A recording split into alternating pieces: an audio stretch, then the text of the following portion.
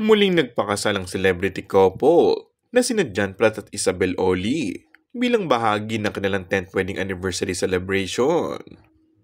Mas pinagtibay pa ng mag-asawa ang kanilang pagsasama matapos mag-renew ng kanilang wedding vows para sa isang dekada nilang pagsasama.